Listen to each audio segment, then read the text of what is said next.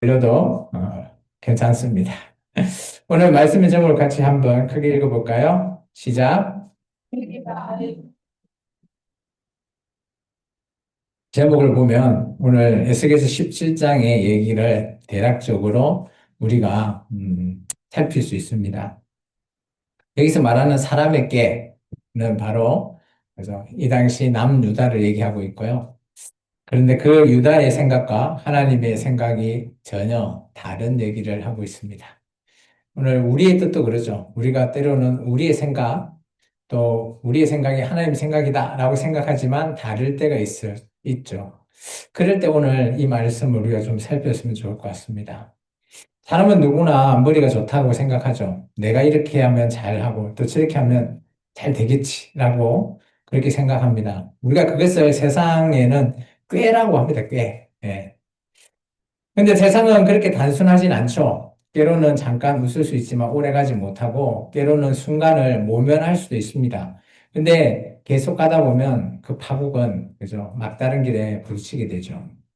여러분, 깨로 사는 사람이 있습니다. 근데 그 사람들을 잘 돌이켜보면 늘 불안합니다. 깨로 세운 계획은 위기가 오면 무너지고요. 그리고 그것으로 붙잡은 관계는 얽망하지 못하죠. 오늘 에스겔 17장은 두 독수리와 포도나무의 비유예요.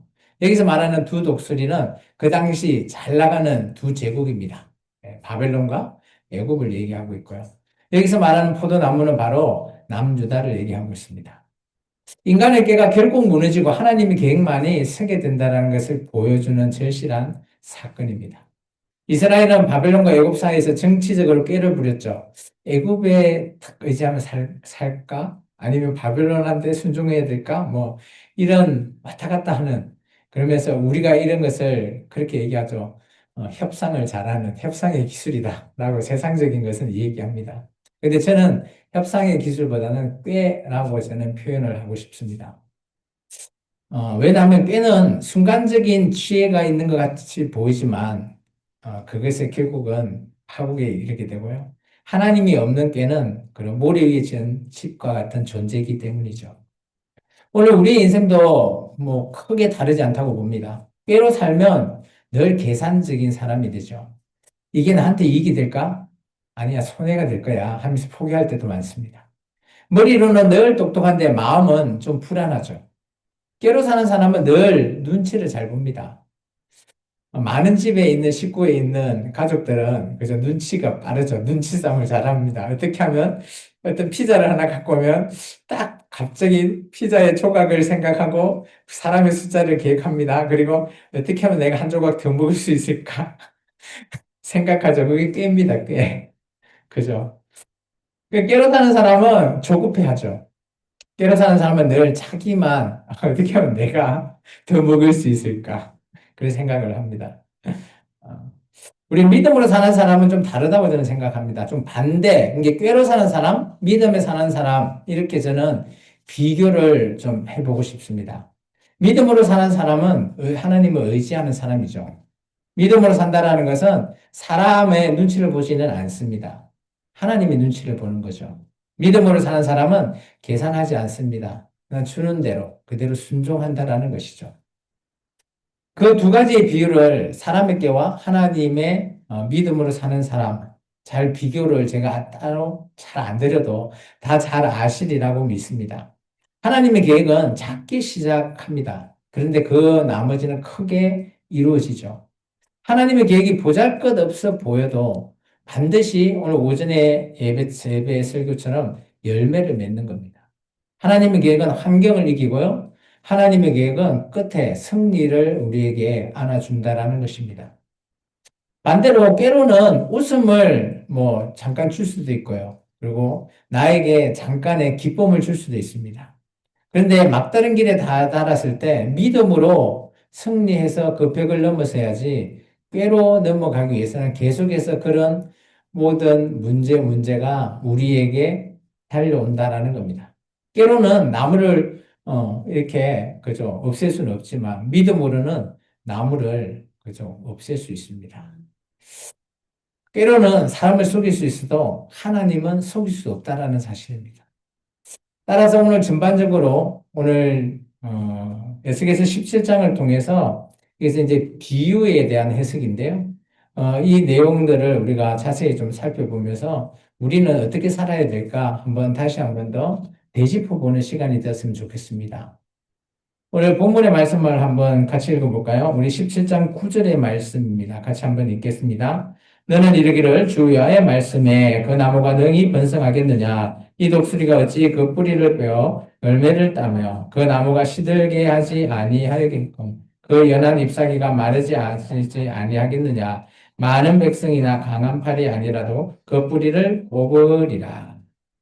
사람에게는 깨로 이렇게 심은 나무는 결국은 뽑히고 만다라는 거죠. 마른다라는 거죠. 꾀는 순간적으로 똑똑하죠. 머리적으로 계산이 잘 됩니다.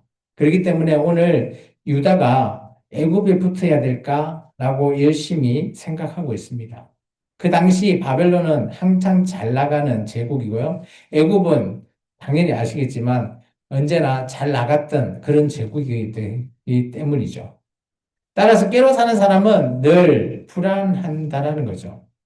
이 남유다가 오늘 애굽에 붙어서 해야 되나? 라고 하면서 오늘 우리 구절의 말씀을 읽었죠. 그 붙어봤자 번성할 수 있겠냐? 라고 되묻는 겁니다. 참, 아까도 얘기했지만, 머리를 잘 써서, 물론, 우리가 평형 외교라고 하죠. 지금 우리나라도 그런 것 같습니다. 미국, 중국에서 어떻게 이게 외교를 잘 할 거냐. 물론 뭐, 그런 거는 인간적으로 또 우리나라의 이익을 위해서, 참 중요하다라고 생각을 합니다. 근데 제가 말하는 것은 그런 측면은 아니에요.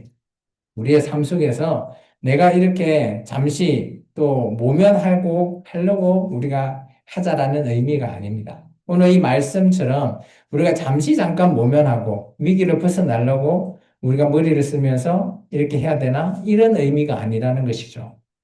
그렇다면 오늘 우리에게는 하나님께서 어떻게 우리를 통해서 일하고 계실까라는 것을 먼저 찾아보자라는 것이죠. 우리가 꾀로 산다라는 것은, 그래서 본인에게도 행복하지가 않을 겁니다. 잠시 잠깐은 좋을 수 있습니다. 잠언 19장에 이런 말씀이 있습니다. 사람의 마음에는 많은 꾀가 있어도 여호와의 뜻만이 완전히 선다.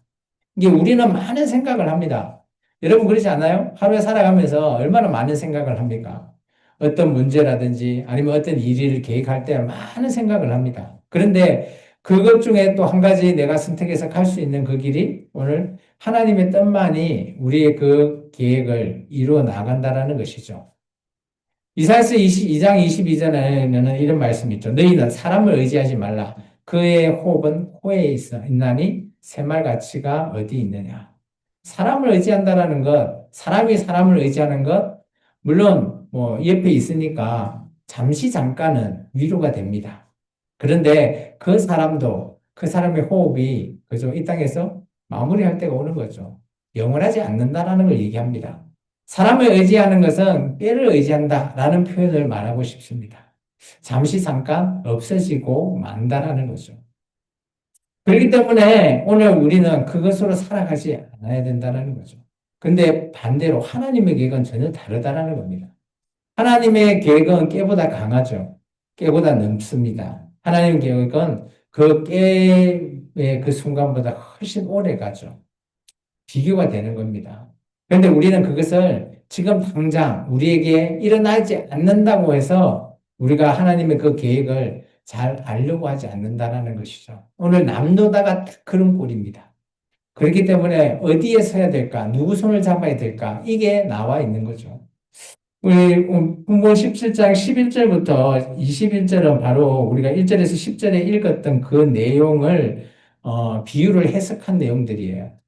그래서 오늘 보면 깨를 내려놔야지 믿음을 붙잡을 수 있다라는 것을 말하고자 하는 것이 이 선지자가 하고자 하는 말이죠. 두 번째, 우리 17장 22절과 23절을 같이 한번 읽어볼까요? 주 여호와께서 이같이 말씀하시되 내가 백향목 꼭대기에서 높은 가지를 꺾어다가 심으리라. 내가 그 높은 세 가지 끝에 연한 가지를 꺾어 놓고 우뚝 솟은 산을 심되 이스라엘의 높은 산에 심으리니 그 가지가 무성하고 열매 맺어서 아름다운 백향목이 될 것이요 각종 새가 그 아래에 깃들이며 그 가지 그늘에 살리라. 여기서 말하는 높은 가지, 높은 꼭대기. 그죠? 이것이 바로 하나님의 계획이죠. 사람의 깨로는, 그죠? 나무를 제대로 심을 수가 없습니다. 우리가 뭐, 씨를 뿌리고 물을 주고, 그렇다고 우리가 그 나무를 자라게 한다? 전혀 그럴 수 없는 거죠. 고린도전서 3장 6절에 있죠. 나는 심었고 아볼로는 물을 줬을 때 오직 하나님께서 자라게 하셨다. 우리가 할 수 있는 일은 정말 그 나무가 자라갈 때, 성장할 때에 정말 뭐 이런 표현을 쓸까요? 손톱만 있는 때만한 그 정도의 노력이에요. 이 나무가 자라는 것은 오직 하나님께서 하지 않으면 자랄 수 없다라는 거죠. 이기 때문에 우리가 꾀를 통해서 이 세상을 살라고 하는 것은 정말 그 손토마토에 있는 때처럼 그걸 우리가 의지하고 있는 거예요. 그러니까 그걸 의지해야 되겠습니까? 아니라는 것을 얘기하죠. 그리고 좀 전에 얘기했지만 하나님 이제 여기서 말하고 있는 그죠? 하나님께서 꼭대기에 있는 것을 심는다라고 하고 백항목이 될 것이다. 이런 표현이 있잖아요. 마태복음 13장에 보면 천국에 대한 비유, 겨자씨만한 그 한 알에 대한 비유를 얘기하잖아요. 그 겨자씨 한 알이 자라서 나무가 되고 어마어마한 공중의 새들이 와서 그게 깃들린다. 그런 표현이 있거든요. 이처럼 우리의 계획, 우리의 씨앗은 그죠? 우리의 생각에 너무 작게 우리는 생각할 때가 너무 많다라는 것이죠. 그렇기 때문에 우리가 깨를 내면서 이렇게 살아야지, 이렇게 해야지, 이런 것들이 다시 한번 좀 돌이켜 봐라라고 하는 것이 에스겔서 17장의 내용이라는 거예요. 여러분, 하나님의 손에 심긴 나무는 환경을 이깁니다. 비가 오든 바람이 불든 뭐 어쨌든 간에 하나님 손에서 잘 자라죠. 그런데 그렇지 않는 경우, 오늘 우리가 그 나무를 심으려고 열심히 물을 주고, 열심히 뭐 하려고 하지만, 비도 안 오고 햇빛만 쨍쨍하면 어때요? 그 씨앗은 말라 삐뚤어지고 끝나버립니다. 그런 걸 생각해 보면, 우리가 노력한다고, 내가 깨를 내서 이것을 상황을 모면한다고 해결된다? 아무것도 해결되지 않는다라는 것을 말하고 있습니다. 세상은 우리를 작다고 말하지만 하나님은 오늘 우리를 사용하시잖아요. 그렇지 않다. 너는 부족하지 않다. 너는 연약하지 않다라고 합니다. 내가 너를 심겠다. 내가 너를 키우겠다라고 하시는 거예요. 오늘 우리가 예배를 드리는 목적이 뭡니까? 하나님을 알기 위함입니다. 오늘 하나님의 손에 우리의 인생을 자라게 내어놔야 된다는 겁니다. 사랑하는 성도 여러분, 하나님의 계획은, 그죠? 이 시작이, 그죠? 미약할지언정, 나중에는 더 많이 번성하고 풍성하게 하시는 겁니다. 그게 하나님의 뜻이고요. 하나님의 반드시 열매로 우리에게 돌려주신다라고 하는 그 내용입니다. 에스겔서 17장은 인간의 깨가 결국 그 나라를 무너뜨리게 된다라는 겁니다. 오늘 남유다, 여러분 잘 아시겠지만, 결국은 무너질 수밖에 없는 그런 상황에 처해지는 거죠. 우리 17장 24절을 같이 한번 읽어볼까요? 들의 모든 나무가 나 여호와는 높은 나무를 낮추고 낮은 나무를 높이며 푸른 나무를 말리고 마른 나무를 무성하게 한 줄을 알리라. 나 여호와는 말하고 이루느니라 하라. 하나님은 꾀로 움직이는 것이 아니에요. 우리가 보기에 말라 삐뚤어졌는데 근데 그곳에 그죠? 아론의 지팡이에 싹이 나는 놀라운 기적, 그게 하나님의 계획입니다. 그걸 믿으셔야 된다라는 거죠. 나에게 내 앞을 잠시 앞만 보고 이것이 옳다? 전혀 그것은 나의 생각, 나의 깨라는 오늘 우리는 그죠? 그런 깨를 의지하면 안 된다는 겁니다. 우리는 아무리 봐도 말라 삐뚤어져 있는 이 나무에 싹이 난다라는 것 상상할 수 없습니다. 그렇지만 그것을 믿음으로써 하나님께서 기적을 이루시고요. 오늘 우리의 모든 인생을 거기에 맡겨라 라고 말씀하고 있습니다. 깨는 무너져도 우리의 믿음은 하나님 앞에서 세워진다는 겁니다. 히브리서 11장 6절에 이렇죠. 믿음이 없이는 하나님을 기쁘시게 하지 못한다. 하나님께 나아가는 자는 하나님이 계시는 것과 또 하나님이 자기를 찾는 자에게 상 준다라는 것을 믿고 하나님 앞에 나가라라고 얘기합니다. 히브리서 11장 5절과 6절에 있는데요. 우리가 하나님 앞에 나가는 자 아닙니까? 그죠? 지금 예배 드리는 것도 우리가 하나님 앞에 나아가면서 지금 예배를 드리는 거거든요. 그것은 내가 하나님의 존재를 믿는 것이 먼저고요. 두 번째는 내가 이 예배를 통해서 하나님이 나한테 상 주실 것이다라고 믿으라는 거예요. 여기서 말하는 상급이 그죠? 우리가 생각하는 그런 세속적인 상이 아닙니다. 믿음이 없어서는 하나님을 기쁘게 할 수 없다. 이게 바로 깨로는 안 된다라는 겁니다. 깨로는 하나님을 만족시킬 수 없다라는 걸 말하고 있습니다. 오직 믿음만이 하나님을 기쁘게 할 수 있다라는 것을 얘기하고 있죠. 잠언서 3장 5절과 6절은 너는 마음을 다해 하나님께 여호와께 신뢰하고 내 명철을 의지하지 말라는 거예요. 하나님께 의뢰하지 내 똑똑함 의지하지 말라는 거예요. 범사에 하나님을 인정하고요. 그렇게 나아갈 때 하나님께서 우리에게 길을 인도하시고 지도해 주신다라고 말하고 있습니다. 꾀는 내 명철을 의지하는 거예요. 그런데 믿음은 하나님을 신뢰하는 우리의 한계입니다. 꾀는 내가 계산적으로 따르는 거고 내가 계산적으로 생각한 나의 욕심이 강하다면 믿음은 그죠? 나의 생각, 나의 모든 것들이 아니라 하나님의 인도를 그냥 따르는 겁니다. 묵묵하게. 그래서 믿음은 하나님께서 열어주시는 그 길을 그냥 걸어가는 거예요. 내 생각이 아니라. 오늘 우리의 삶은 깨로 사는 것이 아니라 믿음으로 살아야 된다는 것이 에스겔 17장이 우리에게 주는 교훈이죠. 깨로는 잠깐 웃을 수 있고, 그죠? 깨로는 잠깐 막힌 길이 열리는 것 같이 보일 수는 있습니다. 그런데 그것이 우리를 구원해 줄 수는 없다라는 겁니다. 그러므로 오늘 우리는 결단해야 되죠. 깨로 사는 것, 깨로 사는 인생, 물론 우리가 그걸 세상의 지혜라고는 하는데, 그런 지혜, 잠시 세상이 주는 지혜로 살지 마시기 바랍니다. 하나님께서 주시는 그 지혜로 살아가시기 바랍니다. 깨로 사는 것은 나를 의지하는 거예요. 반면 하나님이 주시는 지혜로 사는 것은 우리의 믿음으로 하나님을 의지하는 것입니다. 깨는 계산적입니다. 그런데 믿음은 순종입니다. 계산이 아니라는 것이죠. 오늘 에스겔서 17장은 뭐 어려운 내용은 하나도 없습니다. 남유다가 그죠? 그런 제국을 의지하다가 하나님을 의지 않고 그런 자들을 의지하다가 결국은 망할 수밖에 없는 그런 내용을 얘기하고 있습니다. 사람은 누구나 똑똑하고 자기의 뜻대로 이루어 나아가려고 계획도 하셔오고 그런 모든 일을 밀어붙이려고 합니다.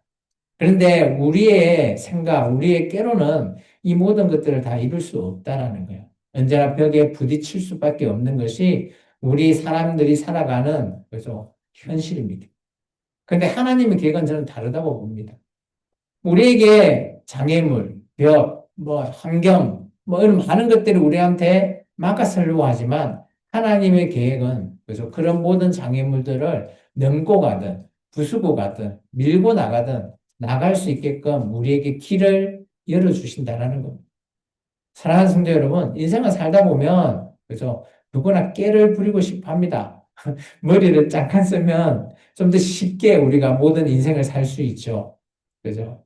그게 행복을 그렇다고 우리를 만들어주는 게 아니라는 사실. 평안을 완벽하게 열어주는 것이 아니라는 사실입니다. 우리는 왜 믿어야 되나? 왜 하나님을 의지해야 되나? 라는 이유를 다시 한 번 더 생각하십시오. 세상을 살아갈 때 많은 생각과 많은 사람들의 자기의 주관으로 살죠. 그런데 그런 사람들은 그죠? 자신의 경험, 자신의 주관으로 살아서 여기까지 이루었다라고 성취감을 우리에게 말할 수는 있겠습니다. 그런데 그 성취감이 영원하지는 않는다라는 사실을 기억했으면 좋겠어요. 그와 반해서 우리의 삶이 남들이 보기에 별로 이룬 것 같지도 않고 남들이 보기에 어떻게 저렇게 살아가나 라고 할 수는 있겠지만 우리는 우리의 마음 안에 평안이 있지 않습니까?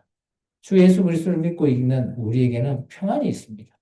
누가 뭐라 하든 내가 살아가는 인생이 그죠? 남들 보기에는 좀 잘 못 사는 것 같이 보일지 모르겠지만 우리는 떳떳합니다.